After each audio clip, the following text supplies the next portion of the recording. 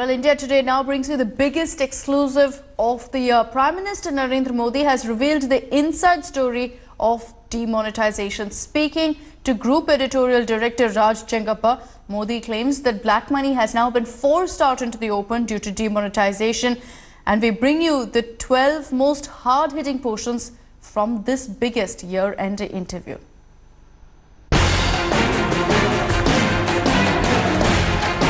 मैं भी ऐसे ही चलने दूं कि ठीक करूं? जरा जोर से बताओ, ठीक करूं? Demonetization is a failed experiment. कुछ मत बोलो कब्बर आ जाएगा। यह सबको डराता है। क्या इतिहास इन 70 साल जिन्होंने बर्बाद किए उनको माफ करेगा क्या? डिमोनेटाइजेशन का जो देश को झटका मारा है, ये उन्होंने पर्सनल बेसिस पे मारा है। अभी भाषण सीख रहे हैं, ऐसे करते हो भी ऐसे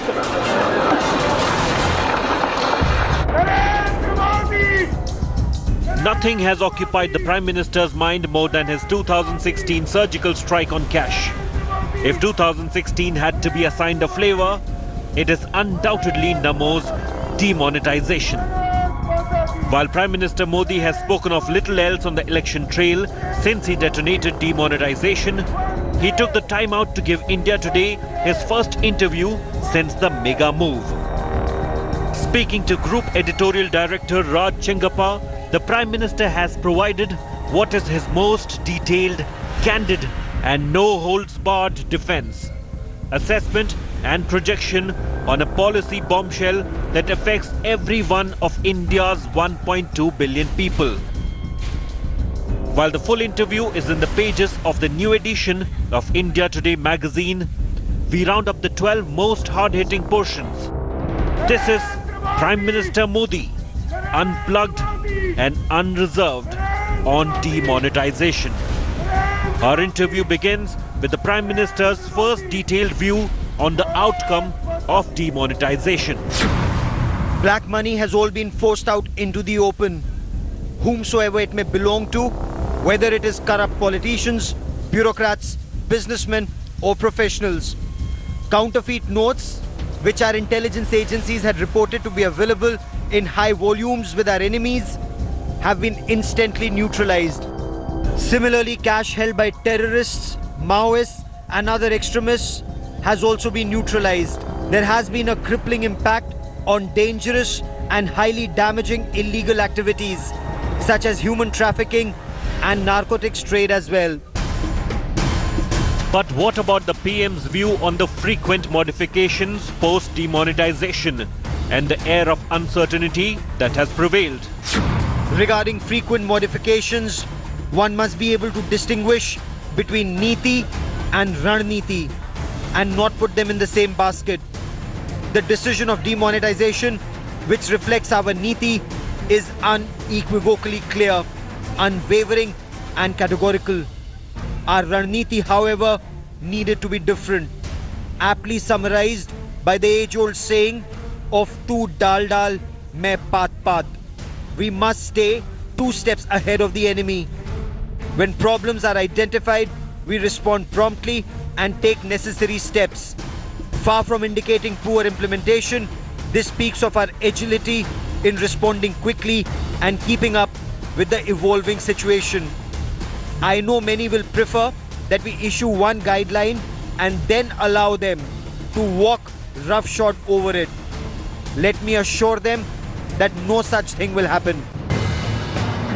Through this interview to India Today, the PM has also issued his most dire warning to the corrupt. If the enemy runs, we will chase them. If they change their tactics, we will change ours. When the corrupt find new methods of cheating, we will identify new methods to clamp down on the same. What about the political outcome and opposition criticism? Listen into the PM's most direct counterattack. I pity a few of our opponents, especially the Congress leadership, for the desperation they've been exhibiting. Congress leaders are entirely preoccupied with only one thing: elections. There is nothing political in the demonetization decision. It was a tough decision taken to clean up our economy and our society. If I were guided by short-term electoral politics, I would have never done so. Regarding Manmohan Singh ji, it is interesting that the words monumental mismanagement came from a leader who has been at the helm of India's economic journey for around 45 years. His reference to organized loot was perhaps a reference to the unending string of scams under his leadership, from the coal scam to the 2G and the CWG scams. Demonetization, on the other hand, is an unprecedented step to confiscate the loot of the corrupt. In the most explosive charge, though, the Prime Minister has accused the Congress of openly supporting the dishonest. The government tried its best to keep the parliament functioning. I was keen to speak in both houses. Yet, there was a concerted attempt by the Congress to derail the functioning of the houses rather than have a proper debate. While opposition in parliament is understandable, this is the first time that it is being used to protect the dishonest, and that too so openly. And what about the corrupt and the hoarders? Here's the PM's most detailed message to them. When money returns to the bank, it loses its anonymity. Till now, every rupee leaves a trail. This changes the game, as the black money that did not have an address till now has been tagged with one. We now know who has it, where and when. Holders of black money may hide behind the bank accounts of others, but unlike cash holdings, they can be traced. In this game of hide and seek, they have a few days to hide. But the government has the time, mechanism, and more importantly, the will to seek them out. More interestingly, with the existence of such trails, the identification of one culprit invariably leads to the unearthing of even larger sources and schemes of corruption. But back on track, regarding the effects of demonetization, the PM fended off charges that he has slowed the economy. The multiplier effect of the introduction of money, which was till now uselessly hoarded and stocked away as cash into the active economic system, will give the economy a further boost. Additional government revenue will be pushed into priority domains such as irrigation and rural housing, empowering the poor and needy. And here's the Prime Minister on precisely how the recovered money will be used. We took the demonetization decision not for some short-term windfall gain, but for a long-term structural transformation. Our objective was to clean up our economy and society of the menace of black money, purging the distrust, artificial pressures and other ills that came with it. The revenue collected will be used for the welfare of the poor, downtrodden and marginalized.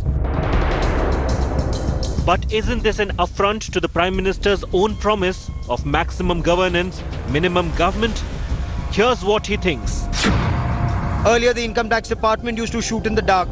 Now people have voluntarily come forward and deposited money in their banks.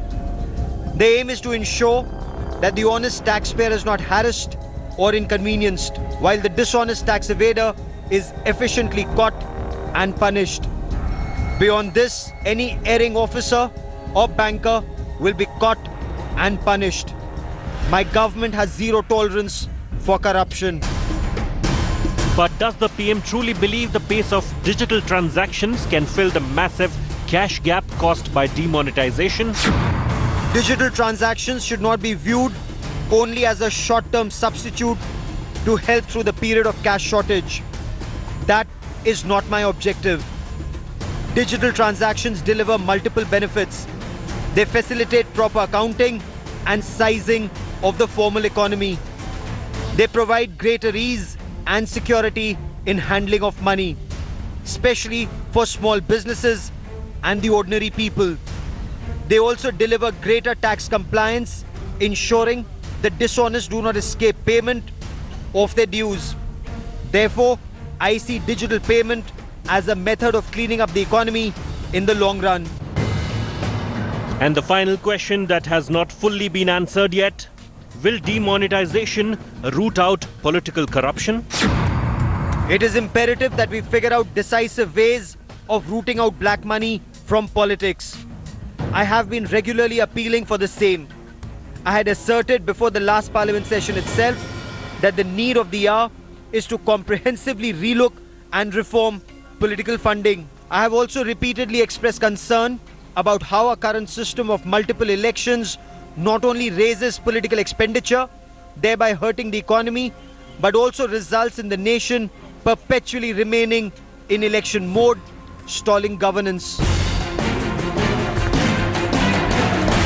What you've just heard is the Prime Minister unplugged on his government's most thundering policy quake, the effects of which will be felt for a long time to come. 50 दिन के बाद ईमानदार लोगों की तकलीफ कम होना शुरू होगा और बेईमानों की तकलीफ बढ़ना शुरू होगा. This is a special report with Raj Chengappa and the India Today magazine team in Delhi.